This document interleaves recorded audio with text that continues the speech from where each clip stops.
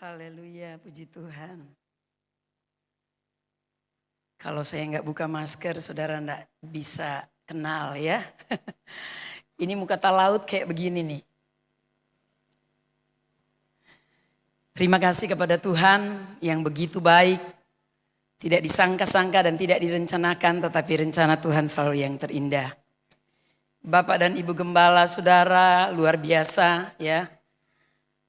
Karena sebenarnya beliau-beliau ini sangat dibutuhkan di daerah kami, di Talaut.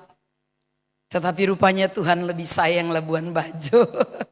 Sehingga saudara dikasih kepercayaan Tuhan untuk mempunyai gembala. Dan saya, karena saya ini guru, Tuhan percayakan kami yayasan, jadi saya suka memuji. Jadi saya mau puji dulu. Yang pertama tentu saya puji Tuhan. Melihat perkembangan gereja yang luar biasa. Melihat perkembangan Labuan Bajo yang luar biasa ya.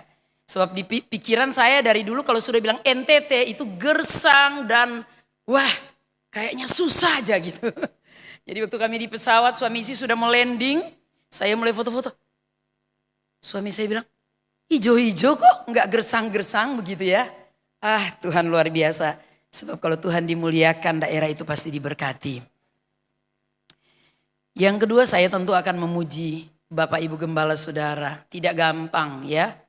Saya tahu Anda ada di lingkungan atau di daerah yang seperti apa. Tetapi justru kemuliaan Tuhan di sini dinyatakan. Ya, semakin sulit daerah itu untuk kita bawa kepada Tuhan sungguh-sungguh. Maka semakin Tuhan bekerja dengan luar biasa. Jadi saya bangga sebagai rekan sekerja karena beliau berdua tentu dengan keluarga bisa dengan jemaat bekerja sama membangun gereja. Dan saya sudah lihat ke atas kemarin, waduh sudah bangun pastori, ini dahsyat sekali. Ya, sebab di daerah kami di Talaut sana yang beliau tinggalkan itu, gereja-gereja yang sudah lama pun belum bisa jadi seperti ini. Akhirnya saya akan memuji jemaat di sini juga, amin. Karena kerjasama yang luar biasa dan ingat baik-baik apa yang saudara lakukan tidak pernah sia-sia. Nanti sebentar suami saya akan sampaikan kepada saudara dalam kesaksiannya bagaimana uang yang saudara tabur di setiap pembangunan gereja, bagaimana tenaga yang saudara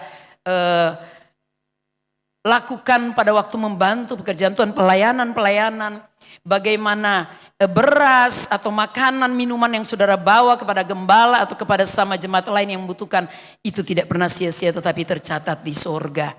Dan satu waktu Tuhan melawat. Nah itu saya tidak akan bicara panjang hari ini, pagi ini karena nanti sore atau nanti malam ada perayaan Natal. Mungkin saya akan bicara lebih khusus.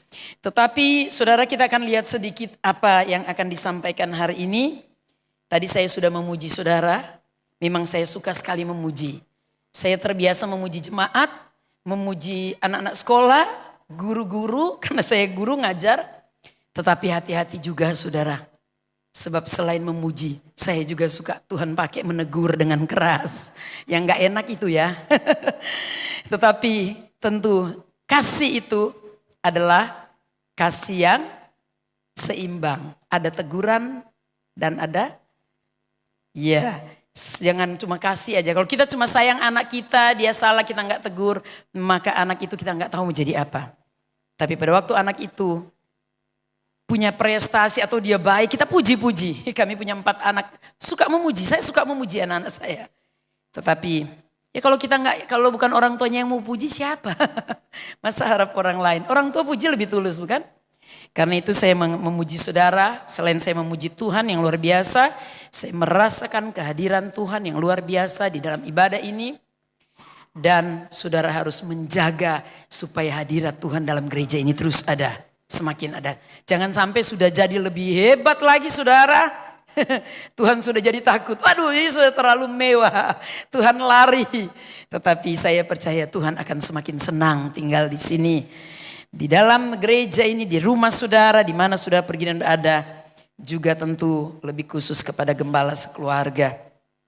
Terima kasih sudah mengentertain kami dari hari pertama datang, sudah dijemput di bandara. Waduh, kami senang sekali sebab lama tidak ketemu. Saya nggak mau bersaksi, kalau saya bersaksi terlalu panjang. Saya mau langsung masuk ke firman Tuhan.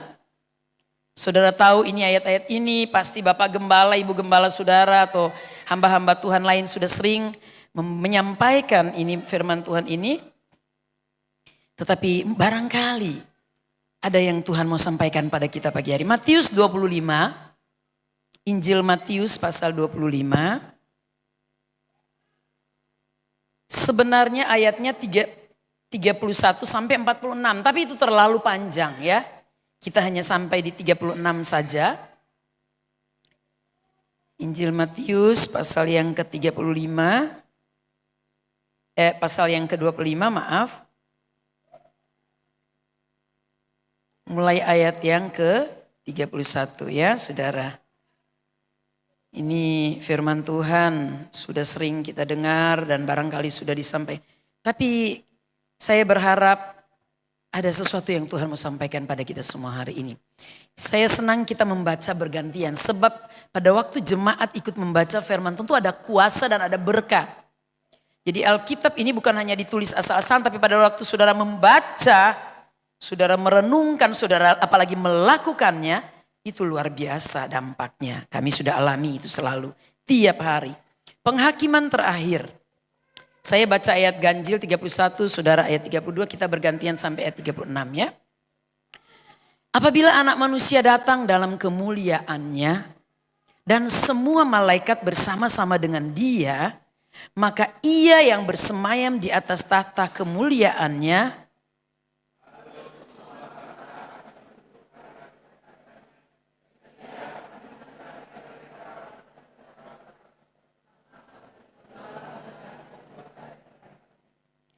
dan ia ini Yesus atau anak manusia itu akan menempatkan domba-domba di sebelah kanannya dan kambing-kambing di sebelah kirinya.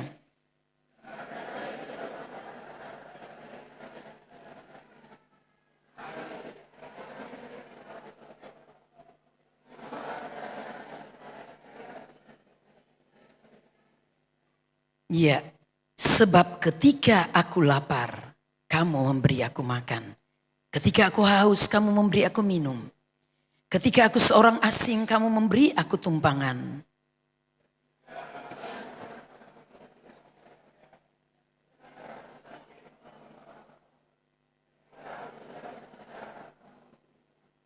Ya, sampai di situ saja, sebab itu sangat panjang. Nah saudara, kalau saudara baca terus, mereka kaget. Kapan Tuhan? Kita kembali kepada keadaan jemaat di sini. Saya percaya ya. Saya percaya saudara sudah melakukan ini seperti yang Tuhan bilang waktu aku lapar. Saudara sudah banyak barangkali menolong orang termasuk keluarga gembala ya. Ada perbedaan antara pelayanan Bapak Ibu Gembala saudara dengan kami. Karena saya dipanggil Tuhan jadi gembala baru 25 tahun. Suami itu kerja. Ya, Tuhan percayakan ada pekerjaan atau perusahaan. Sehingga kami melayani betul-betul melayani enggak sempurna saya bilang. Dibandingkan dengan Bapak Ibu Gembala saudara. Saya salut beliau melayani betul-betul hidup untuk jemaat ya. Kami dengan segala keterbatasan kami, apalagi saya dipercayakan yayasan, saya harus ngajar, sibuk banget. Ada sering kali saya tidak bisa berkunjung kepada jemaat pada waktu mereka sakit, ya. Dan mereka harus berdoa sendiri. Kalau berdoa sudah nggak sembuh-sembuh baru mereka telepon saya. Jadi saya jadi gembala berdoa sama jemaat di telepon. Kalau gembala saudara datang berkunjung luar biasa sekali. Tuhan memanggil kami berbeda-beda, ya. Tetapi kami harus melakukan dengan setia apa yang menjadi panggilan Tuhan. Saudara menjadi jemaat yang terus akan bertumbuh dewasa. Ya, satu waktu barangkali. Kalau kami di sana saya dibantu jemaat. Saya bukan gembala yang tiap hari harus pergi kunjungi jemaat. Jemaat yang membantu saya karena pekerjaan yang begitu banyak. Mereka harus tanya, tante apalagi yang kami mau bantu? Mereka bantu apa saja. Oke, ini yang harus dikerjakan. Sebab memang saudara, iman jemaat tidak boleh bergantung kepada gembala. Amin. Seperti apa saudara ditempatkan Tuhan di dalam gereja? Saudara adalah tiang-tiang. Ini kita lihat tiang-tiang. Waduh, di atas juga ada tiang-tiang. Kami bangun sekolah juga dengan fondasi yang kuat, tiang-tiang karena 4 lantai. Wah, tiangnya harus kuat. Dan jemaat Tuhan di dalam kitab Wahyu katakan sebagai soko guru. Haleluya, barang siapa menang menjadi soko. Ini tiang-tiang ini kalau Pak Pendeta bilang sama tukang, saya bosan lihat tiang segini banyak. Kita potong-potong saja tiang-tiang ini. Apa yang akan terjadi? Bangunan ini akan roboh. Mengertikah saudara betapa pentingnya saudara di dalam gereja? Amin. Saudara adalah tiang-tiang. Mana mungkin Bapak Gembala main musik sendiri. Dulu awal-awal pelayanan betul ya. Saya juga begitu. Main musik sendiri, khotbah sendiri. Antar jemput anak-anak sekolah minggu sendiri ya. Pasti Ibu Gembala juga sama. Tetapi sekarang saudara jemaat dan saudara berterima kasih kepada Tuhan. Saudara diberikan kesempatan berfungsi dalam rumah Tuhan. Lakukan dengan sungguh-sungguh, jangan bersungut-sungut. Karena ada banyak orang di dunia ini. Ada miliaran orang di dunia ini. Tetapi Tuhan pilih saya dan saudara berguna dalam rumahnya.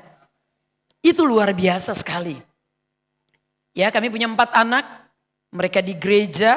Kami suami istri, papa mamanya belum. Ini mereka sudah siapkan semua alat musik. Mereka sudah duduk di posisi masing-masing. Sebagai drummer, sebagai bassis, sebagai keyboard ya. Kemudian gitaris, mereka berempat. Saya bilang kurang, mestinya Tuhan mau kasih 7. Ternyata masih kurang. Karena kami sekarang baru bisa jalan walaupun banyak undangan. Kenapa? Karena pekerjaan Tuhan membutuhkan kita juga. Amin. Saudara dibutuhkan. Ya, walaupun Tuhan ciptakan manusia hari ke-6. Besoknya Tuhan bilang istirahat Adam Hawa. Kenapa? Karena Tuhan gak butuh mereka membantu Tuhan untuk menciptakan langit dan bumi atau membuat segala macam tanaman, tumbuhan, hewan-hewan. Gak perlu. Tetapi selama kita ada di dunia, apalagi di saat-saat hari-hari terakhir ini, jemaat sangat dibutuhkan untuk mensupport pelayanan gembala. Menjadi tiang-tiang. Saudara adalah tiang-tiang yang kuat di dalam gereja ini. Ada banyak orang kaya mati di tengah-tengah pandemik. Kekayaan mereka tidak bisa menambah umur mereka menjadi panjang. Karena itu kalau saya dan saudara masih hidup sampai saat ini, semaksimal mungkin melayani Tuhan. Saya sendiri kena teguran Tuhan. Pada waktu 2 tahun lalu, 3 tahun lalu teman-teman pada undang, ayo dong kamu berkunjung ke tempat kami, masa cuma kami yang berkunjung ke jemaat kalian. Ya saya sering undang teman-teman, mereka datang khotbah, apalagi kalau Natal, tahun baru ya. Tetapi saya bilang iya tunggu nanti, masih banyak waktu. Karena saya sibuk dengan sekolah, saya ngajar. Saya tidak bisa tinggalkan yayasan ini ya. Tetapi pada waktu pandemik saya menyesal. Saya bilang sama Tuhan, ampuni saya Tuhan. Teman-teman sudah undang saya nggak pergi. Ada berita-berita yang Tuhan mau sampaikan juga melalui kami mungkin ya. Akhirnya saya bilang oke Tuhan. Kalau Tuhan masih kesempatan saya hidup. Sebab ada beberapa teman kami meninggal karena COVID saudara. Pendeta, gembala. Ya. Dan saya bilang kalau Tuhan izinkan kami masih hidup. Kami sekeluarga dengan karyawan-karyawan baik di yayasan kami, baik di perusahaan tempat suami. Saya bilang Tuhan saya mau pergi. Mau beritakan firman Tuhan. Karena itu kami ada di sini saat ini. Menepati janji yang saya ucapkan. Saudara masih ada kesempatan. Pergunakan waktu yang ada. Di sini saudara gak bisa ibadah terlalu lama. Mungkin karena protokol kesehatan. Dan ibadah harus diadakan 2 kali. Biasanya Bapak Gembala katakan. Sehingga gak bisa lama memuji. Tadi saya masih pingin menari-nari memuji Tuhan. Waktunya sudah terbatas. Kalau kami di sana 4 jam kami ibadah. 2 jam lebih kami memuji. Bahkan saya punya kerinduan tahun depan kalau Tuhan izinkan. Kami mau bikin praise and worship. Khusus praise and worship. Ya, itu dari mungkin 12 jam. 7 pagi sampai jam 7 malam. Atau kami akan atur. Dan termasuk Bapak Ibu Gembala Saudara kami akan undang untuk melayani di sana. Kenapa? Karena puji-pujian kepada Tuhan harus dikembalikan. Waktu saudara memujikan, aduh firman Tuhan gak perlu panjang-panjang saja, tetapi pujiannya sudah membuat hati Tuhan senang dan kita diberkati. Sebab pada waktu kita memuji ada mujizat terjadi. Toronto Blessing itu ada orang-orang yang sakit kanker sembuh. Ada orang-orang yang rumah tangganya hancur, berdamai lagi, tidak jadi berpisah. Ada banyak mujizat terjadi karena Tuhan dimuliakan. Pujian penyembahan saudara di sini saya sudah rasakan, saya gak mau berhenti tadi. Tetapi waduh, karena kami terbiasa 4 jam saudara. Waduh, menari-nari luar biasa. Karena kita merasa kita tidak bisa membalas kebaikan Tuhan. Tetapi tentu saudara diberikan gembala yang punya hikmat. Mengetahui situasi. Sebab itu gembala mengatur dengan begitu bijaksana ya. Ada satu waktu saya percaya pada waktunya Tuhan kita akan diberikan kesempatan ibadah yang barangkali lebih lama lagi. Haleluya, mari kita kembali sedikit. Pada waktu aku lapar, Bapak Ibu Gembala saudara gak lapar. Kami datang hari pertama di pastori melimpah makanan, amin. Jemaatnya luar biasa, haleluya. Saudara harus bangga. Ya, ada lagi. Saya dulu 46 kilo waktu menikah 30 tahun lalu. Sekarang 64 kilo. Karena Tuhan itu kaya. Jadi kita gak kehabisan. Bapak Ibu Gembala masih jaga-jaga badannya. Waktu kami di sekolah Alkitab sama-sama lebih kecil sedikit. Tapi masih belum segemuk saya. Bapak Gembala saudara waktu di Talaut langsing. Apalagi pemain bulu tangkis. Wah sekarang membuktikan bahwa jemaatnya luar biasa. Amin. Cinta saudara akan gembala. Tinggal harus Bapak Gembala hati-hati Pak. Karena makanan sudah banyak melimpah, hati-hati kesehatannya harus dijaga. Haleluya. Oke, udah gak kelaparan. Saudara sudah lakukan itu. Itu bagian pelayanan. Tuhan bilang waktu aku lapar. Pada waktu Bapak Ibu Gembala, waktu sesama jemaat terkena pandemik. Ada yang saling membantu memberi makanan, minuman. Itu luar biasa.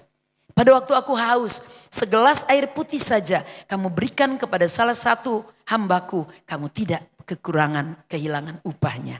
Itu Tuhan bilang, hanya saudara kasih 1 gelas air putih, jangan dianggap remeh. Tuhan catat di surga. Apalagi pada waktu aku seorang asing. Ini saya lihat Bapak Gembala bikin pastori, waduh gede banget. Karena ada kamar-kamar disediakan buat tamu-tamu yang akan datang menginap. Luar biasa. Tuhan memberkati pastori yang sedang dilakukan. Kemudian di penjara, kami belum sampai ke sana. Kami baru mau berencana berkunjung ke penjara-penjara. Sudah pandemik, nggak boleh masuk ke penjara-penjara. Saya bilang Tuhan kasih saya kesempatan mau pergi ke penjara. Kami bahkan mau pergi ke Nusa Kambangan sana yang penjara-penjara kelas kakap yang orangnya sudah nggak ada harapan hidup. Sudah hukuman mati. Saya rasa, aduh Tuhan saya belum lakukan. Tapi saya percaya satu waktu saya akan sampai ke penjara-penjara. Kita lakukan hal-hal ini. Mungkin nanti di sini Bapak Ibu Gembala saudara dipercayakan oleh pemerintah setempat berkunjung ke penjara-penjara. Jemaat bisa mensupport dengan apa saja ya bawa. Dan itu yang Tuhan mau. Ini firman Tuhan, Yesus sendiri yang katakan. Nah, saudara yang kekasih, saya tutup dengan kisah tentang Lazarus dan orang kaya. Apa yang terjadi? Kita tidak akan baca ayatnya karena terlalu panjang, tetapi ini luar biasa sekali ya. Lukas 16 ayat 19 sampai 31 bisa dikasih lihat situ. Lukas 16 ayat 19 sampai 31. Intinya begini. Ada seorang kaya yang waduh kekayaannya luar biasa. Apakah jadi kaya itu salah atau dosa? Tidak saudara. Harus kaya, jemaat juga dipercayakan Tuhan kekayaan untuk membangun pekerjaan Tuhan. Kalau kita tidak punya uang, saya nggak bisa buka sekolah yayasan yang menampung banyak anak-anak, ratusan anak yang tidak mampu. Apalagi banyak anak-anak hamba-hamba Tuhan, mereka sekolah di situ. Dan saya butuh uang banyak untuk memberikan fasilitas yang terbaik, memberikan guru-guru yang terbaik. Jadi menjadi kaya itu bukan dosa. Sebab Yesus bilang aku menjadi miskin supaya kamu menjadi kaya. Pencuri datang untuk mencuri, membunuh, membinasakan. Tetapi aku datang kata Yesus supaya kamu memperoleh hidup dan hidup dalam segala kelimpahan. Amin. Kelimpahan rohani tentu. Gembala lakukan itu. Hamba-hamba Tuhan datang saudara kelimpahan rohani. Tetapi kelimpahan jasmani sangat dibutuhkan. Gereja ini, pastor ini butuh sekali segera selesai supaya ada banyak orang yang bisa datang menikmati kebaikan Tuhan di sini. Nah, saudara yang kekasih, kaya, yang satu miskin pengemis, borok-borok bisulan. Kayanya nggak habis-habis, tetapi apa yang dia lakukan? Sayang sekali. Tiba-tiba dia mati. Lazarus juga mati. Orang kaya, orang miskin mati. Saya bicara tentang Lazarus dan ya Lazarus yang miskin ya kata Tuhan Yesus. Dan orang kaya yang kaya. Tapi pada waktu mati Lazarus ke pangkuan Bapak Abraham. Kalau gitu kita harus miskin dong di dunia tante. Supaya kita bisa jadi seperti Lazarus masuk surga. Daripada kita kaya seperti orang kaya nanti kita masuk neraka. Tidak. Yang salah kepada orang kaya ini, kenapa dia tidak bersama Lazarus di sorga? Karena di depan mata dia, kalau saudara baca ayatnya, di depan mata orang kaya ini, dia melihat Lazarus yang miskin, yang pakaiannya sudah nggak layak pakai, yang badannya sudah bisulan, barangkali juga sudah nggak mandi, hanya pergi datang ke meja bekas makan dia, memungut sisa-sisa makanan di bawah meja. Padahal kalau dia kasih makan Lazarus, kekayaannya gak akan habis. Tetapi dia tidak lakukan itu. Saya pikir keterlaluan orang kaya ini. Satu piring saja dia kasih buat Lazarus kan. Pakaiannya juga gak habis-habis. Kalau saudara baca kisahnya, bagaimana dia bilang, saudaranya juga kaya raya. Dia bilang, Tuhan boleh gak suruh Lazarus pergi kasih tahu sama saudara-saudaraku yang kaya. Supaya mereka jangan ikut seperti saya. Mereka keturunan konglomerat. Semuanya kaya. Tetapi mereka tidak punya hati yang mengasihi. Karena itu saudara. Bukan kekayaannya yang dilihat Tuhan. Tetapi hati yang mengasihi. Kalau kita mengasihi Tuhan, kita akan mengasihi sesama. So, Tuhan katakan, kasihilah Tuhan dengan segenap hati, jiwa, akal budi, kekuatan. Tetapi kasihilah juga sesamamu manusia. Ini dua hukum. Saudara bilang saya mengasihi Tuhan. Wow, kelihatan hebat. Tapi saudara tidak peduli dengan yang lain. Tapi saya percaya jemaat-jemaat di sini saling peduli. Amin. Lakukan dengan setia sampai Tuhan datang. Karena tidak pernah sia-sia yang saudara akan sampaikan. Saya akan panggil suami saya, Pak Daniel akan bersaksi. Nanti saya akan sambung nanti malam saudara. Ada hal luar biasa. Lakukan terus, lakukan terus. Sebab tersimpan di sorga semua yang saudara lakukan. Haleluya. Haleluya. Kekayaan orang kaya itu dia tidak bawa mati. Malah dia masuk di tempat yang tidak seharusnya kita inginkan. Silakan.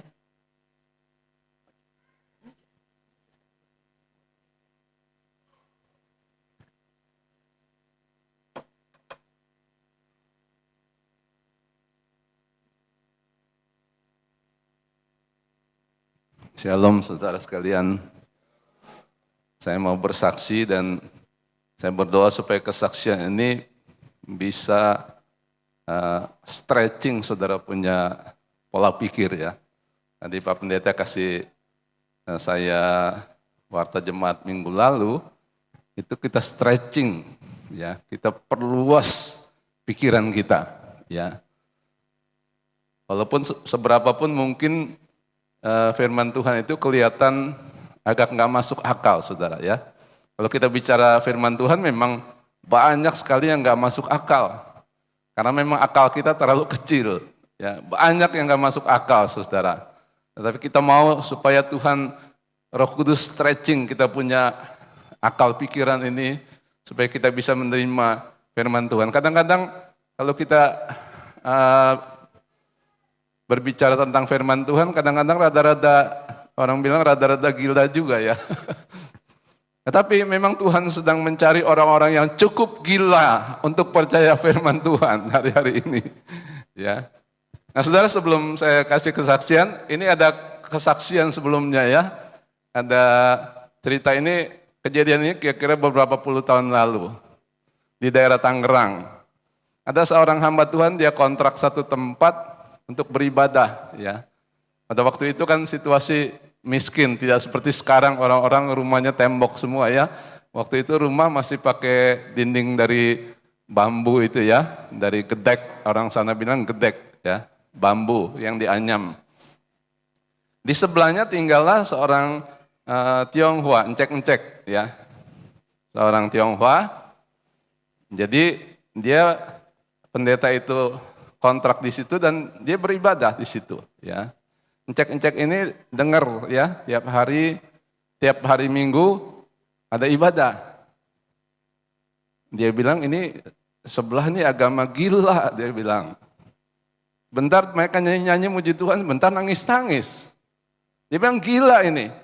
Dia cerita-cerita sama teman-temannya, ini pendeta gila, ini agama gila ini. Orang Pentakosta zaman dulu seringkali diejek seperti itu ya.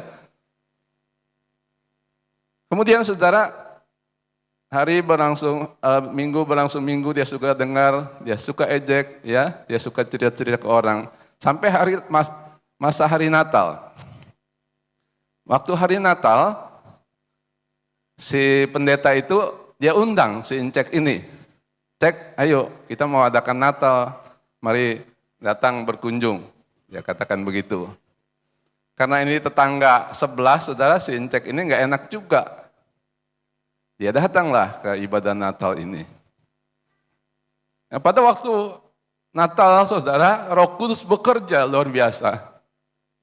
Mereka memuji Tuhan dengan bersorak-sorai, bergirang. Sukacita sorga turun di tengah ibadah itu. Si encek itu mulai menyanyi, saudara, mulai tepuk-tepuk tangan, ikut menyanyi.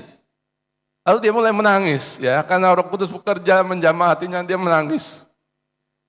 Si pendeta lihat si encek ini muji Tuhan lalu menangis. Selesai ibadah, ya salam encek itu juga. Wah, encek udah ikut gila sekarang ya katanya. Encek sudah ikut gila. Encek itu bilang apa? Ya, orang daerah Jawa Barat itu kalau bilang orang Tionghoa itu yang laki-laki ya. Di daerah lain saya nggak dengar ya. Kalau orang Tionghoa bilang yang laki-laki itu mereka bilang saya itu oe ya, orang sana. Tapi di daerah Jawa Timur dan sebagainya saya nggak lihat itu, mungkin pengaruh dari bahasa Belanda ya, sebab bahasa Tionghoa baik bahasa Mandarin, bahasa Hokkien, bahasa Ke, nggak ada yang bilang owe gitu, nggak ada ya. Satu-satunya cuma di daerah Jawa Barat. Jadi waktu disalamin, cek, wah encek udah ketularan gila juga ya. Encek itu bilang, kalau owe tahu gila enak kayak begini, owe gila dari dulu aja katanya. Saudara, kita harus cukup gila untuk percaya firman Tuhan. Haleluya, hari-hari terakhir supaya mujizat bisa terjadi. Haleluya. Nah, saudara, saya mau bersaksi ya. Kami Tuhan proses dari tahun 91, 92, Tuhan bikin habis sampai Tuhan memberkati lagi. Tentu kesaksiannya kami tidak bisa saksikan semua, panjang sekali saudara. Tetapi saya mau saksikan di 2 tahun terakhir ini. Tidak sampai 2 tahun lah, 1 tahun lebih terakhir ini. Nah saudara, kami sudah diberkati, Tuhan kasih perusahaan, Tuhan kasih berkat-berkat, kami belajar setia, mulai belajar mengembalikan persepuluhan, ya. Saudara, di sini saya berharap saudara bayar persepuluhan semua, ya. Kenapa? Sebab saudara jangan cuma lihat Maleakhi 3 ayat 10 ya. Maleakhi 3 ayat 10 itu ayat yang jelek. Mengapa jelek? Di situ katakan ujilah aku kalau aku tidak memberkati. Saudara mungkin bilang Pak Daniel itu kan ayat dari Tuhan, kenapa jelek? Iya itu ayat jelek walaupun itu dari Tuhan. Karena ayat itu keluar dari Tuhan karena ketidakpercayaan orang Israel terhadap Tuhan. Ya. Orang Israel tidak percaya karena Tuhan bilang ujilah aku. Kalau bangsa Israel percaya kepada Tuhan kan mereka nggak perlu uji Tuhan, bukan? Dia harus mempersembahkan persepuluhan seperti Abraham mempersembahkan persepuluhan kepada Melkisedek. Itu dengan hati yang bersuka cita. Abraham mengakui bahwa Melkisedek itu imam besar. Imam besarnya ya. Kita juga pada waktu kita membayar persepuluhan sebenarnya kita mengatakan bahwa kita percaya bahwa Tuhan Yesus adalah imam besar kita di sorga. Kalau kita tidak bayar persepuluhan sebenarnya kita tidak percaya dia imam besar kita. Saudara, saya katakan ini karena kami bayar persepuluhan ya. Kami bayar persepuluhan. Bahkan bukan ini menyombongkan, tetapi saya mau memprovokasi saudara, ya, menggoncang saudara supaya keluar dari zona nyaman saudara, masuk kepada bagaimana mujizat Tuhan bisa terjadi dalam kehidupan kita. Nah, saudara, kitab Ibrani 7, kalau saudara baca bahasa Inggris itu lebih tegas lagi, ya, bahwa perpuluhan kita itu berbicara di sorga. Berbicara di sorga. Uang itu berbicara di sorga. Saudara bilang ini gila lagi nih. Ya kan saya bicara, kita harus cukup gila untuk percaya kan. Yakobus 5 itu mengatakan jelas-jelas, ya, orang kaya yang menahan upah buruhnya dengan tipu daya, itu firman Tuhan katakan, kalau makanya saudara baca dari bahasa lain juga, bahasa aslinya bilang, itu upahnya sama buruhnya berteriak ke Tuhan. Jadi uang itu berteriak kalau saudara nipu orang, apalagi menipu orang miskin, uangnya teriak ke sorga. Saudara mungkin pikir agak gila, coba saudara lihat firman Tuhan. Saudara uji ya, apa yang saya katakan ini firman Tuhan selalu katakan, ujilah segala sesuatu. Bukan cuma darah Habel itu berteriak ke sorga kan, menuntut keadilan. Darah Yesus juga berteriak di sorga, menyatakan kalau kita sudah diampuni. Bahkan bumi pun ada ayat-ayatnya, bumi bisa buka mulutnya dan sebagainya, saudara. Ya, nah saudara, ini mengenai kesaksian saya. Ya, setelah kami 10 berapa tahun lalu bangun sekolah? 17 tahun lalu bangun sekolah. Kami bangun sekolah, kami berbuat salah kepada Tuhan. Mengapa? Firman Tuhan bilang, jangan berhutang kepada seorang jua pun. Itu firman Tuhan. Tapi kami bilang, utang sama bank kan gak apa-apa dong. Kan kita bisa cicil. Itu kami lakukan. Mau bangun sekolah, cicil di bank. Enak, pertama cicilan lancar, enak saudara ya. Lalu mulailah bangun SMA saudara. Segala kebutuhannya banyak, mau akreditasi, bangun gedung 4 lantai. Aduh saudara, buka cek. Ya, satu kali istri saya buka cek untuk si A misalnya tanggal 10, untuk si B buka cek tanggal 15. Rupanya orang yang dikasih yang buat tanggal 15, dia cairkan tanggal 10 saudara. Tanggal 9 atau tanggal 10, pokoknya sebelum tanggal 10. Jadi begitu yang tanggal 10 mau cairkan nggak ada duitnya. Maka kenalah kami blacklist dari bank 2 tahun lamanya. Bank nggak mau tahu, dia nggak mau tahu alasannya. Pokoknya nggak tepat waktu, blacklist. Akhirnya kami terlibat banyak hutang, ya, banyak hutang, saudara. Waktu itu saya kira sekitar 4 miliar hutangnya, ya. Mungkin buat saudara kecil ya, buat saya besar itu, besar ya hutangnya. Bukan cuma hutangnya besar, saudara, bunganya lebih besar lagi, besar sekali, ya. Karena pinjaman bukan di bank, pinjaman dari ada orang tua murid, pinjam bunga 3%, ada yang sampai 6%. Kami punya kartu kredit banyak, sampai berapa? 15 mungkin ada, atau 10 sampai 15. Tiap bulan saudara gesek tunai, ya gesek tunai. Gesek tunai ambil 50 juta, bukan buat kami pakai, 50 juta buat bayar kartu kredit yang utangnya berikutnya. Gesek lagi bayar berikutnya, gesek lagi bayar berikutnya. Stres, saudara, stres berat. Kami memang masih punya tanah, masih punya rumah, masih punya ruko. Kami mau jual, buat bayar hutang kami pikir. Nggak laku-laku masalahnya saudara-saudara. Bunganya jalan terus. Itu yang jadi masalah. Sepertinya satu saat seperti kayak mau lunas saudara, tiba-tiba nggak bisa lagi, mundur lagi, utang lagi. Seperti mau lunas, seperti udah berkurang, nambah lagi. Saya sampai berpikir, aduh ini sampai saya mati, nggak kebayar ini utang. Ya. Karena saya Saya sudah umur 63 tahun bulan ini, saudara. Jadi saya pikir, ya sudah mau pensiun, saya akan meninggalkan utang ini. Ya. Saya berpikir, aduh kesian juga anak-anak. Memang ada warisan tetapi ditinggalin utang. Hati saya sedih, saudara, tetapi ya mau bagaimana lagi? Nggak bisa apa-apa, saudara. Lalu saya mulai bertanya sama Tuhan. Inilah enaknya, saudara. Saudara pernah tanya sama Tuhan enggak? Ya, kalau saudara belum pernah tanya sama Tuhan, tanya, saudara. Sebab Tuhan itu Tuhan yang menjawab doa. Dia jawab, saudara. Saya tanya sama Tuhan, Tuhan, mengapa ada doa yang dijawab, ada banyak juga doa yang tidak dijawab. Berapa banyak saudara yang doanya tidak dijawab atau belum dijawab? Saudara jujur sekarang. Angkat tangan. Oh, di sini doanya dijawab semua. Oh, cuma satu. Ada yang punya kerinduan. Aduh, ini kok nggak dijawab-jawab doa saya. Saya seperti itu, saudara. Saya merasa kok doa saya nggak dijawab. Sebelumnya kami mengalami banyak mujizat. Anak sakit mau mati, kami doa. Melalui pergumulan Tuhan sembuhkan. Ya, berkat-berkat mengalir. Tapi kali ini seperti langit kayaknya kayak tembaga, saudara. Tertutup. Saya bilang sama Tuhan, Tuhan kan saya berpuluhan.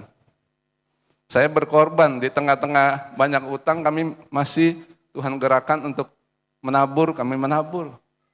Kami menolong orang. Ada orang-orang di sekolah tempat istri saya itu bukan sekolah buat ngumpulin duit, saudara. Banyak menolong orang-orang yang tidak mampu. Banyak sekali yang tidak mampu. Menolong mereka, menolong orang yang berkesusahan. Tapi ini langit seperti tembaga. Saya punya jam doa, saya punya mesbah doa tiap hari minimum 1 jam.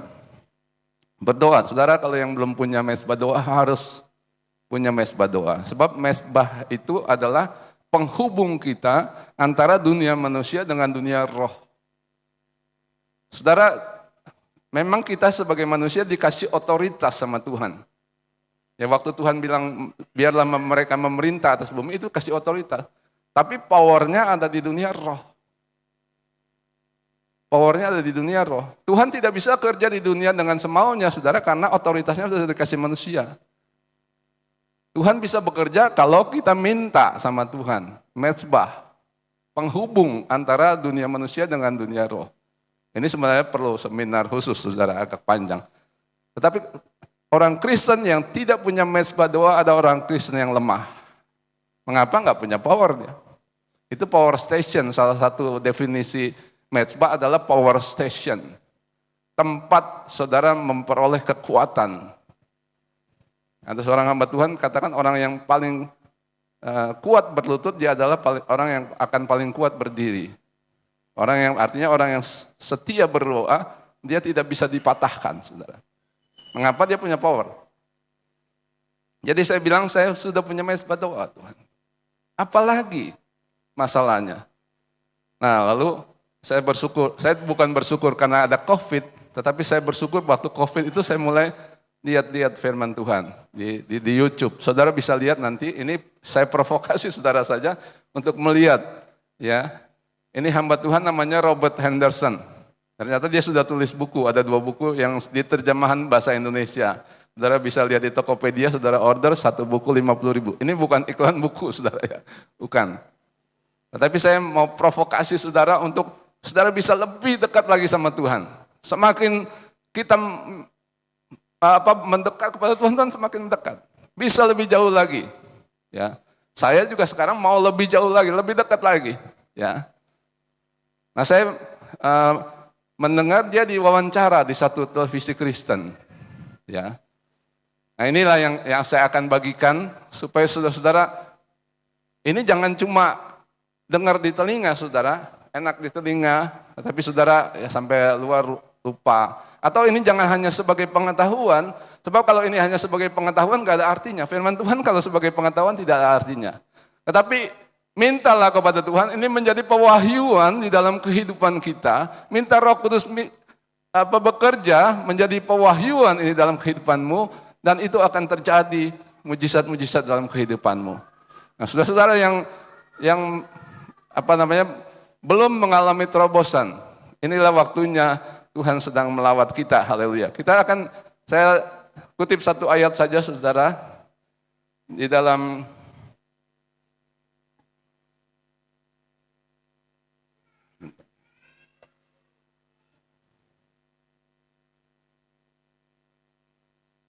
kitab Lukas pasal yang ke-18, Lukas 18 ayat 2 sampai dengan ayat yang ketiga. Saudara boleh tampilkan di layar ya. Lukas 18 ayat 2 sampai 3. Nah, intinya begini. Jadi pada waktu kita berdoa, kita bukan berdoa cuma minta sama Tuhan, bukan. Tetapi pada waktu kita berdoa sebenarnya kita masuk ke dalam alam roh, alam sorgawi.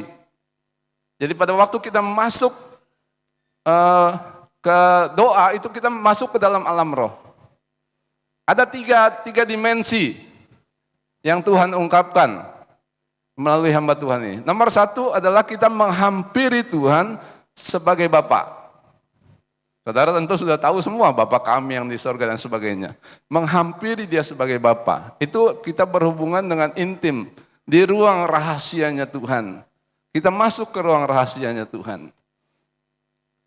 Lalu dimensi yang kedua masih di Lukas pasal yang ke-11. Ini tadi Lukas 18 ya, tapi ini kita bicara Lukas pasal 11 dulu. Lukas pasal yang ke-11 itu berbicara tentang ada seorang teman yang datang dari jauh. Misalnya temannya ini namanya Petrus. Om Petrus ini datang dari jauh, datanglah kepada Om Rudi di sini. Malam-malam. Ya kalau sekarang sih malam-malam udah masih bisa belanja ya. Tapi ini ceritanya malam-malam zaman dulu, saudara. Om Rudi kebetulan nggak siap. Karena kalau sekarang kan kalau mau datang kasih beritanya enak ya, pakai WhatsApp, pakai telepon. Zaman dulu kan tidak ada. Dia datang saja tengah malam. Si Om Rudi ini nggak siap, nggak punya makanan, nggak punya tempat tidur, ya, untuk kasih sama temannya ini, Om Petrus ini. Padahal Om Petrus datang malam-malam, datang dari jauh, jalan kaki lagi, sudah kelaparan tengah malam. Tapi nggak ada yang bisa disuguhkan untuk makan. Nah Om Rudi datanglah kepada Om siapa di sini? Om Yohanes misalnya. Om Rudi datang tengah malam kepada Om Yohanes, ketuk pintunya. Pak Yohanes, ini Pak Rudi ini. Om Yohanes biarin dia ngantuk-ngantuk, saudara. Tapi karena ini temannya, teman baiknya, bangun juga dia. Ada apa sih malam-malam? Ini ada teman saya nih, datang dari jauh. Saya nggak punya makanan, kebetulan makanan habis. Kemarin ada sisa makanan dikasih anjing gitu ya. Jadi dia pinjam tempat tidur, pinjam makanan untuk diberikan kepada Om Petrus ini. Ini berbicara tentang doa syafaat. Doa syafaat. Seperti Abraham berdoa buat Sodom, itu doa syafaat. Seperti 4 orang yang mengangkat orang sakit, dia jebol atap. Ini orang gila juga saudara ya. Bagaimana Yesus di dalam, udah penuh orang mau masuk nggak bisa, bawa mau ngusung, apalagi ngusung orang, saudara. Apa yang mereka lakukan? Dia jebol atap untuk nurunkan orang sakit itu di depannya Yesus. Itu kan orang gila, saudara ya. Mau minta doain temannya sakit, dia jebol atap. Tapi saya katakan kepada saudara, kita harus cukup gila untuk percaya kepada Tuhan. Baru kita bisa melihat mujizat. Nah saudara, itu dimensi yang kedua, datang kepada Tuhan sebagai teman. Ya, itu di ruang musyawarahnya Tuhan. Ada kitab nabi-nabi, ayat-ayatnya ada semua, saudara.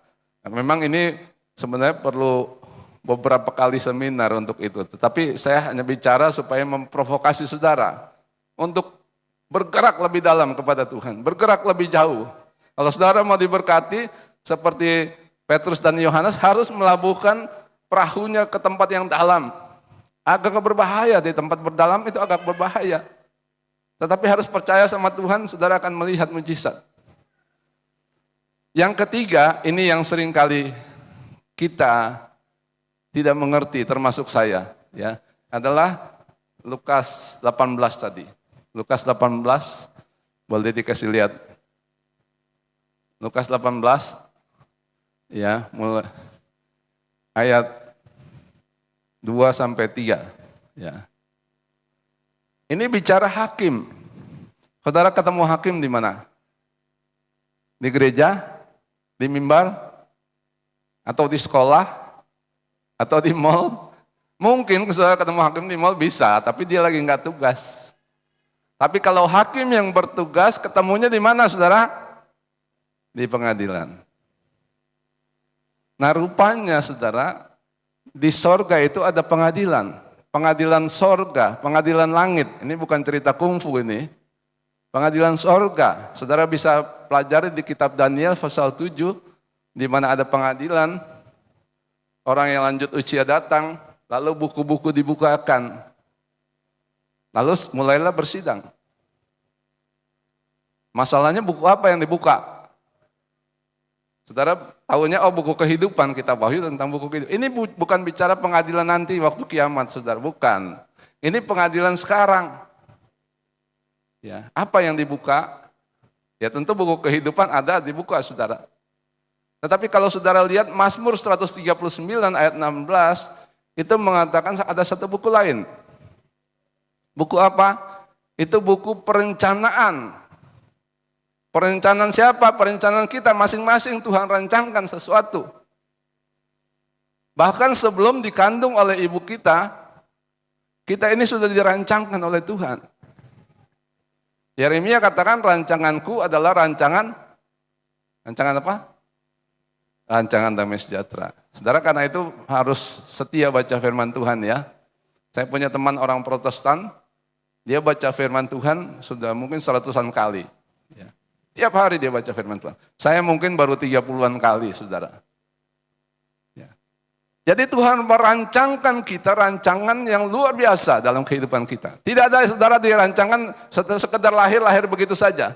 Tidak ada saudara dirancangkan menjadi orang miskin. Saya punya anak yang perempuan arsitek. Kalau dia merancangkan sesuatu, dia berusaha merancangkan yang terbaik. Arsitek itu selalu merancang sesuatu yang terbaik. Karena itu biasanya arsitek ributnya sama quantity surveyor, yang tukang hitung duit, budgetnya. Dia bikin begini, oh budgetnya nggak cukup. Jadi akhirnya speknya diturunkan. Ya. Tetapi Tuhan kita adalah perancang yang terbaik, saudara, dan dia tidak pernah kehabisan dana.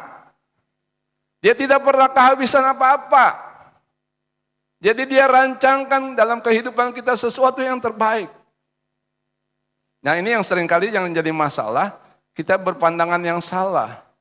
Kita berpikir Tuhan bisa melakukan segala sesuatu semaunya. Ya, saya katakan tidak. Mengapa tidak? Sebab Tuhan tidak bisa melanggar firman-Nya sendiri, saudara. Itu yang harus kita mengerti. Itu sebabnya mengapa Yesus harus mati di kayu salib. Tuhan kan maha kuasa, dia bisa saja bebaskan manusia kan? Bisa toh? Maha kuasa dia. Semau-maunya dia. Tidak bisa saudara. Mengapa? Ada unsur legal, ada hukum yang Tuhan tetapkan. Ada hukum. Sebab itulah dia harus datang sebagai manusia. Manusia yang berdosa harus diganti manusia Yesus. Dia harus mati di kayu salib saudara. Harus mati di kayu salib untuk membayar dosa kita. Di kayu salib itu ada transaksi. Kalau kasarnya kita bilang ada dagang. Ada dagang di sana. Karena itu firman Tuhan katakan, kamu itu sudah dibeli dengan harga tunai. Kalau dibeli kan berarti ada yang jual, saudara ya. Artinya ada perdagangan, jual beli. Saudara, Tuhan tidak bisa langgar firman-Nya sendiri. Karena itu harus legal. Inilah bicara masalah di sebuah kota datang ada seorang hakim. Janda itu janda yang miskin, nggak punya apa-apa. Dia tidak punya pengaruh. Suaminya udah nggak ada. Dia tidak punya pengaruh orang hebat, nggak punya pangkat, tidak punya apa-apa dia. Tetapi, dan dia berhadapan dengan hakim, tentu Bapak kita bukan hakim yang tidak adil. Bapak kita adalah hakim yang adil. Amin, saudara. Dia hakim yang baik, ya. Tetapi janda ini berhadapan dengan hakim yang tidak adil. Tetapi apa yang dia punya, janda itu, dia punya semangat yang luar biasa. Dia tidak pasif, dia aktif. Dia cukup gila untuk datang ke hakim itu. Dia datang kepada hakim itu tiap hari. Ya. Dia tidak bisa menggunakan pengaruh apa-apa, dia tidak bisa sokok hakimnya. Dia tidak bisa gunakan kekuasaannya, saudara. Tetapi dia punya keteguhan hati untuk menuntut haknya. Nah, saudara perhatikan, mengapa dia menuntut haknya? Sebab di situ dia berhadapan dengan lawan. Jadi pada waktu kita berhadapan dengan lawan, maka kita perlu datang ke pengadilan. Kalau kita lagi nggak ada masalah, kita datangnya sebagai bapak. Atau kita berdoa buat teman, kita datang sebagai teman kepada Tuhan. Tapi pada waktu kita berhadapan dengan musuh, maka kita harus datang ke pengadilan. Ini masalah legal, saudara. Sebab di alam roh itu semuanya legal. Semuanya di alam roh adalah legal, saudara. Ya. Semua yang sah ada di alam roh. Tidak bisa semaunya. Nah, siapakah musuh kita? Kita tentu sudah tahu bahwa musuh kita adalah iblis. Iblis di situ, lawan di situ dalam bahasa Yunaninya, bahasa Greeknya itu adalah antidikos. Antidikos adalah seseorang yang mengajukan tuduhan, tuntutan di pengadilan, saudara. Anti itu berartinya melawan, dikos adalah hak. Jadi antidikos ini dia menuntut di pengadilan untuk membatalkan hak kita. Nah, itu yang dilakukan oleh iblis. Dia menuntut secara sah. Bukan di belakang-belakang, diam-diam, tidak. Iblis menuntut kita di pengadilan sorga itu secara sah. Mengapa dia punya hak yang sah? Nanti kita bicara sedikit, saudara, ya. Tetapi ada tuntutan yang sah yang dilakukan oleh iblis. Nah, sekarang sebelum kita minta hak kita, apa sih hak kita? Tadi saya sudah singgung mengenai Mazmur 139, dia rancangannya damai sejahtera. Tadi istri saya sudah singgung, rancangan Tuhan Yesus datang supaya apa? Kita memperoleh apa? Hidup. Yohanes 10 ayat 10. Pencuri datang untuk mencuri, Tuhan Yesus datang untuk kita memperoleh hidup, bukan cuma hidup. Kalau hidup saudara setengah mati, ya buat apa hidup saudara, ya? Dan memperolehnya dalam segala kelimpahan. Itu hak saudara, hak saya untuk hidup dalam kelimpahan. Kalau saudara mengerti itu adalah hak saudara, kita akan menuntut dengan sungguh-sungguh di pengadilan bahwa itu hak saya. Amin. Tapi kalau saudara merasa, saya hidup begini-gini aja, biarin aja sampai mati saya selesai, saudara tidak aktif, saudara tidak cukup gila untuk memperoleh berkat-berkat itu. Paulus katakan dia sudah menjadi miskin supaya kita menjadi kaya. Bukan kaya cuma rohani, tetapi kaya juga secara jasmani. Itu janjinya Tuhan. Jadi saudara bisa menuntut janjinya Tuhan itu. Apalagi oleh bilur-bilurnya segala penyakit sudah disembuhkan. Apalagi saudara baca Mazmur Yesaya 61 itu bicara pengorbanan Yesus. Ya. Abu diganti dengan perhiasan. Abu itu bicara tentang kegagalan, saudara. Gagal. Ya. Mau ada kenaikan pangkat, orang lain yang naik pangkat, kita enggak. Mau ada sesuatu berkat, orang lain kebagian berkat, kita tidak. Saudara baca Mazmur 61, itu luar biasa. Lalu saudara mulai iman nih untuk hal itu. Itu janjinya Tuhan, itu hak kita. Kalau kita tahu itu hak kita, maka kita menuntut. Saudara kalau punya rumah, saudara diklaim orang, oh kamu bukan rumah di sini. Saudara akan berusaha mati-matian untuk supaya orang tidak merebut hak saudara, bukan?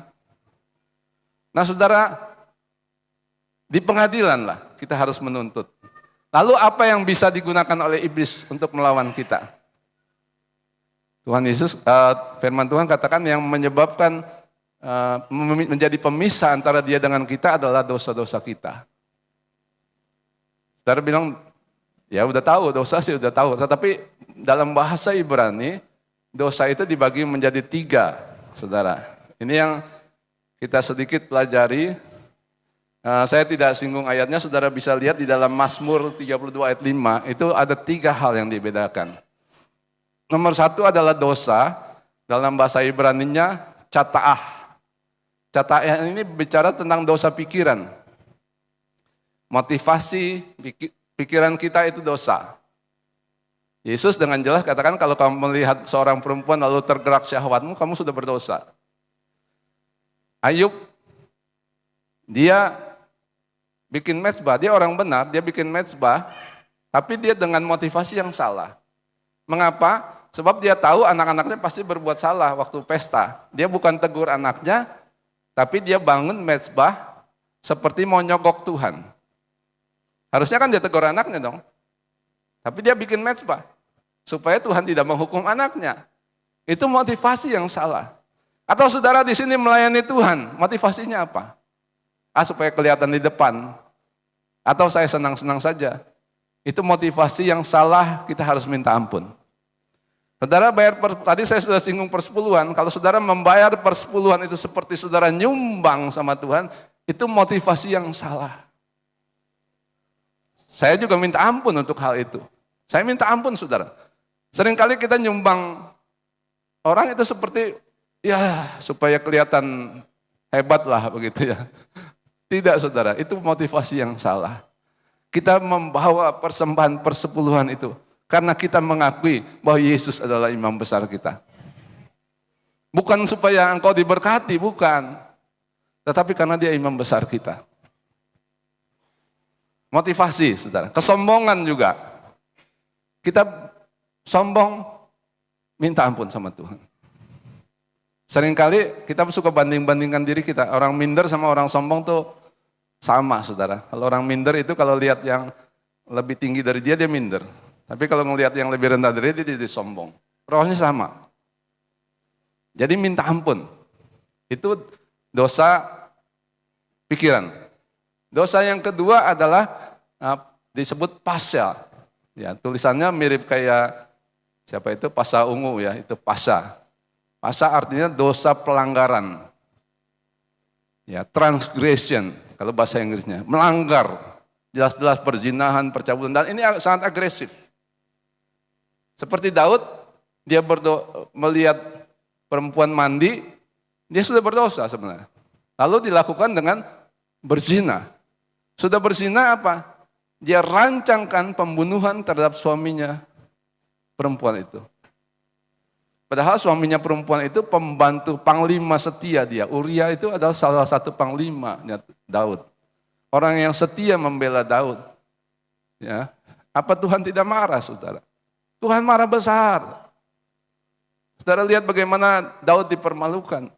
Ya, anaknya memberontak sama dia.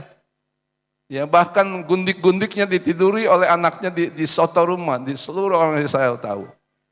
Mengapa? Ada dosa pelanggaran. Kita harus bertobat dari dosa-dosa pelanggaran itu. Dan kalau Roh Kudus ingatkan kita tentang dosa kita, minta ampun, gak usah berbantah-bantah. Ya. Lalu yang ketiga, disebut sebagai afon. Afon ini bahasa Inggrisnya iniquity. Itu arti sebenarnya adalah bengkok. Ya. Ini berbicara tentang dosa keturunan. Ya, dosa keturunan. Kitab firman Tuhan katakan 4 generasi terkena, ya. Sebenarnya bukan cuma kutuk yang menurun, tapi berkat juga sebenarnya menurun. Ya, karena itu Daud katakan orang benar itu aku tidak pernah lihat anak cucunya meminta-minta sedekah. Amin. Timotius memperoleh iman dari neneknya, ibunya baru ke dia. Ada turun, saudara. Ya. Jadi berkat keturunan turun, tetapi kalau ada kutuk keturunan itu menghambat berkat kita. Baik penyembahan berhala, ya tentu saja nenek moyang kita semua dasarnya belum percaya kepada Yesus, kita orang tua nenek moyang kita menyembah berhala. Lalu apa lagi? Saya punya, ini bukan cerita aibnya keluarga saudara, saya punya garis keturunan dari pihak orang tua tidak terlalu baik. Papa saya kawin 2 kali, mama saya kawin 2 kali. Kakek saya baru tahu dari adik saya, kakek saya istrinya 4. Ini dosa keturunan saudara. Saya tidak tahu lagi generasi di atasnya. Ya. Tetapi apa yang menjadi dosa itu harus kita minta ampun di hadapan Tuhan. Bukan minta ampun supaya nenek moyang kita selamat, bukan. Tetapi kita minta ampun supaya akibat dosa itu tidak terkena kepada kita. Contoh yang paling jelas adalah waktu zaman Daud ada kelaparan. Saudara lihat di kitab Samuel nanti ya. 3 tahun, nggak main-main 3 tahun saudara, kelaparan. Kalau sekarang gampang impor beras ya, dari negara lain bisa bantu. Tetapi zaman itu kelaparannya betul-betul luar biasa. 3 tahun lamanya kelaparan. Di situ kan ada Nabi Nathan, ada Imam Abiatar, ada Daud dan sebagainya, banyak hamba-hamba Tuhan. Nah tapi kenapa bisa kelaparan terus terjadi? Saya percaya mereka sudah berdoa, mereka mungkin sudah berpuasa. Tapi kelaparan itu terjadi sampai terakhir Daud bertanya sama Tuhan. Nah itulah pentingnya kita tanya sama Tuhan, kalau nggak tahu saudara ya, dia pasti jawab. Dan Tuhan bilang, Tuhan tentu bilang, aku senang kau tanya, kalau kamu nggak tanya bagaimana Tuhan jawab. Sebab itu urusan mezbah itu saudara, kalau kita tidak minta Tuhan tidak bisa lakukan apa-apa. Jadi minta, tanya sama Tuhan. Lalu Tuhan bilang, karena ada hutang darah dari keluarga Saul terhadap orang Gibeon. Orang Gibeon ini termasuk golongan orang Amori, saudara, yang sebenarnya harus ditumpas zaman Yosua. Tapi dia pakai tipu daya, seolah datang dari jauh, rotinya udah kering dan sebagainya. Mereka bilang, kami dari jauh. Jadi bikinlah perjanjian damai dengan kami. Karena dia tahu nih orang Israel nih siapa aja habislah sama orang Israel. Dia pakai tipu daya. Yosua tidak bertanya sama Tuhan lagi. Dia bikinlah perjanjian bahwa dia akan melindungi orang Gibeon. Nah karena sudah bikin perjanjian, belakangan dia tahu orang Gibeon, orang di sini juga dekat kok. Akhirnya orang Gibeon dijadikanlah budak, tidak dibunuh. Karena dia sudah mengucapkan janji. Ya kita sebagai anak-anak Tuhan, sebagai hamba-hamba Tuhan, apalagi saudara, perkataan kita itu punya power. Ya. Kalau kemarin saya singgung kepada Bro Rudi bahwa di kitab Wahyu, kita ini dijadikan imam-imam dan raja-raja. Jadi kalau kita ngomong sembarangan, itu jadi kita raja, saudara. Ya. Nanti ceritanya itu panjang lagi, saya tidak singgung ke situ lagi. Tetapi saudara, intinya apa? Perjanjiannya dibuat zaman Yosua, 700 tahun sebelum kelaparan itu terjadi. Dilanggarnya oleh Saul, kira-kira 70 tahun sebelum Daud. Kelaparannya terjadi zaman Daud. Yosuanya sudah mati, yang bikin perjanjian, orang Gibeon nenek moyang sudah mati, Saulnya sudah mati, yang melanggarnya, tapi akibatnya jatuh kepada Daud. Akhirnya Daud menyelesaikan dengan orang Gibeon, singkat cerita 10 anak Saul digantung. Maka berhentilah kelaparan itu. Zaman sekarang gak perlu gantung orang, karena Tuhan Yesus sudah mati di kayu salib. Lalu pada waktu saya melihat ini, saudara, saya minta ampun semua. Pokoknya dosa-dosa yang saya ingat dari masa muda, saya minta ampun. Saya tidak cerita istri saya, pokoknya saya minta ampun. Nenek moyang saya minta ampun semua. Ya, saya doakan juga keluarga istri saya minta ampun. Semua saudara, Roh Kudus ingatkan minta ampun semua. Minta ampun dari dosa pribadi sampai dosa ini. Pokoknya tiap kali Roh Kudus ingatkan, nggak usah bantah-bantah. Minta ampun. Lalu apa lagi? Saya minta sama Tuhan, pokoknya apa yang iblis tuduhkan, itu iblis tuduh nggak main-main, saudara. Itu dia tuduh itu benar. Jadi kita jangan berbantah-bantah sama itu. Akui, karena itu Yesus katakan bersetujulah dengan lawanmu sementara kamu di jalan. Jangan nanti kamu diserahkan kepada hakim, hakim serahkan kepada penjaganya, lalu kamu masuk penjara. Masuk penjara, saudara, ekonomi saudara terbatas, apa-apa semua terbatas. Kita tidak mau hidup bukan cuma selamat jiwa kita, tapi hidup kita di dunia ditempelin tiap hari sama iblis. Jadi saya minta ampun, saudara. 3 bulan lamanya, saya minta ampun tiap hari, minta ampun tiap hari. Sampai setelah 3 bulan tiba-tiba istri saya bilang begini, "Pak, utang kita tinggal 80 juta. Haleluya, saudara. Luar biasa, saudara. Terlepas dari hutang. Dan akhir tahun ini kami bisa lunasi semua. Bukan cuma itu, saudara-saudara. Kami mulai bisa menabung. Anak kami yang kedua sudah dari sebelum krisis, sebelum COVID ini mau pengen kuliah di Australia, sudah dapat universitasnya, dapat beasiswa, sebagian duitnya nggak cukup, saudara. Saya kadang-kadang sedih, aduh Tuhan sedih. Tapi pada waktu sekarang, saudara, pada waktu dibereskan oleh Tuhan, Tuhan sudah sediakan dananya untuk dia berangkat. Beri kemuliaan kepada Tuhan, saudara. Beri kemuliaan kepada Tuhan. Tuhan bisa melakukan. Kalau yang menghalangi di alam roh itu, di tahta pengadilan itu sudah beres, saudara, maka iblis tidak bisa melawan hak kita lagi. Apa yang Tuhan rencanakan terjadi dalam kehidupan kita. Karena itu salah satu doa Yesus adalah biarlah rancanganmu terjadi di bumi seperti di sorga. Biar rancangan kita yang Tuhan tulis di sorga itu terjadi dalam kehidupan kita, saudara. Itu keinginan Tuhan. Dia rindu sekali, ya. Ayat firman Tuhan yang dikasih sama saya itu, Tuhan menulis nama kita di telapak tangannya. Ini luar biasa. Bapak ibu saudara, mungkin orang tua saudara mengasihi saudara, tapi nggak ada yang tulis nama di tangannya, ditulisin nama saudara, kan? Orang tua saya juga sayang sama saya, tapi nggak pernah ditulisin namanya, tangannya ditulis namanya. Tetapi Tuhan tulis nama saudara di tangannya. Mungkin bagi sebagian orang gila, nggak apa-apa, ya. Cuek aja, saudara. Orang Jakarta bilang, kalau dibilang gila cuek aja. Orang gila aja cuek, saudara, masa kalah sama orang gila, ya. Kita percaya sama Tuhan, tapi mujizat akan terjadi, saudara, pada waktu kita percaya. Tidak ada yang mustahil bagi orang yang percaya. Saya mau rindu sebelum akhir kesaksian ini. Saya tidak mau ini hanya menjadi kesaksian sebagai, ya, sekedar berita di telinga. Atau saudara sebagai pengetahuan. Tetapi kita akan berdoa sekarang. Kita akan masuk ke tahta pengadilan sorga. Saudara-saudara yang mempunyai dosa, minta ampun sekarang. Ya, saudara ingat dosa-dosamu, minta ampun nenek moyangmu sampai generasi keempat saja. Sebab Tuhan batasi sampai generasi keempat. Lalu kalau kita sudah membayar persepuluhan dengan salah, atau memberikan korban dengan salah, kita minta ampun, kita tarik kembali, lalu kita minta Tuhan menguduskan supaya persepuluhan kita dan korban kita menyenangkan hati Tuhan. Mari kita sama-sama berdiri dulu. Kita akan masuk ke tahta pengadilan sorga. Saudara ikut saya berdoa, ya. Nanti saudara praktekkan di rumah. Kalau saudara ingat akan dosa-dosa, minta ampun saja supaya saudara bebas. Bukan cuma kebebasan daripada masalah keuangan, saudara. Biasanya kami seringkali setelah berapa bulan damai, tiba-tiba ribut, saudara, 6 bulan. Nggak tahu, masalahnya masalah kecil. Ribut sama suami istri, ributnya ribut besar.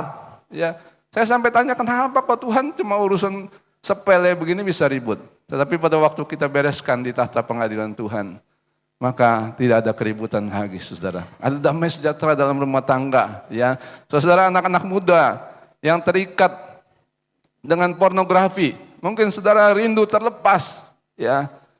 Tapi 2 hari lagi balik lagi, saudara. Udah nangis-nangis minta ampun, bertobat, balik lagi. Itu ada altar-altar yang terbuka dari dari nenek moyang kita yang mengalir dalam darah kita. Pada waktu Tuhan kita bereskan di hadapan Tuhan, saudara bisa berkata tidak. Saudara bisa tolak akan hal-hal dosa itu. Kita diberikan kemampuan oleh Tuhan untuk hal itu. Ya, kita mau masuk di dalam doa. Kita mau masuk ke tahta pengadilan Kristus. Saudara ikut saya berdoa. Bapa Hakim yang adil. Semua ikut berdoa. Bapa Hakim yang adil. Saat ini kami datang ke tahta pengadilan sorga. Kiranya Engkau bersidang Tuhan. Engkau membuka buku-buku. Baik buku perencanaan kami. Baik buku kehidupan. Baik buku peringatan. Baik juga buku firman-Mu Tuhan. Hari ini Tuhan, kami mengakui di hadapan-Mu segala dosa-dosa kami yang kami lakukan, baik dosa pikiran, baik dosa perbuatan kami. Kiranya darah Yesus mengampuni, menyucikan dosa-dosa kami, dan berbicara atas nama kami di tahta pengadilan-Mu bahwa dosa-dosa kami sudah diampuni. Kami juga mohon ampun atas dosa-dosa nenek moyang kami, dosa-dosa penyembahan berhala, dosa-dosa perzinahan, dosa-dosa ketidakpercayaan, dan dosa-dosa lainnya. Kami mohon ampun Tuhan, supaya akibat-akibat dosa itu tidak mengenai kami, dan darah Yesus menguduskan kami dari segala pengaruh dosa-dosa yang dilakukan oleh nenek moyang kami. Kami mohon Engkau membatasi sampai generasi keempat di atas kami. Tuhan Yesus, Engkau adalah pembela kami. Kiranya Engkau berargumen di tahta pengadilan sorga. Segala tuduhan-tuduhan iblis yang dilakukan atas kami dengan disertai bukti-bukti, kami mengakuinya, dan kiranya darah Yesus menguduskan kami dari segala dosa-dosa kami. Kami mohon Engkau Hakim yang agung mengeluarkan keputusan, membebaskan kami dari segala pengaruh dosa itu, dari segala masalah ekonomi yang menjerat kami, dari masalah sakit penyakit, dari segala kesusahan, dari segala hal-hal yang jahat. Biar keluar keputusan-Mu membebaskan kami, dan kiranya Engkau menganulir segala tuduhan iblis. Sejak saat ini tidak akan berpengaruh lagi. Tuhan, kalau ada altar-altar yang terbuka, baik dari dalam hidup kami maupun dari nenek moyang kami, yang terbuka terhadap kuasa kegelapan, kami bawa di tahta pengadilan-Mu. Untuk Engkau menutup dan menghancurkannya di dalam nama Yesus. Kami mengingatkan Engkau akan rancangan-Mu dalam hidup kami. Engkau punya rancangan yang besar dalam hidup kami. Rancangan damai sejahtera, masa depan yang penuh harapan yang Kau sediakan bagi kami semua.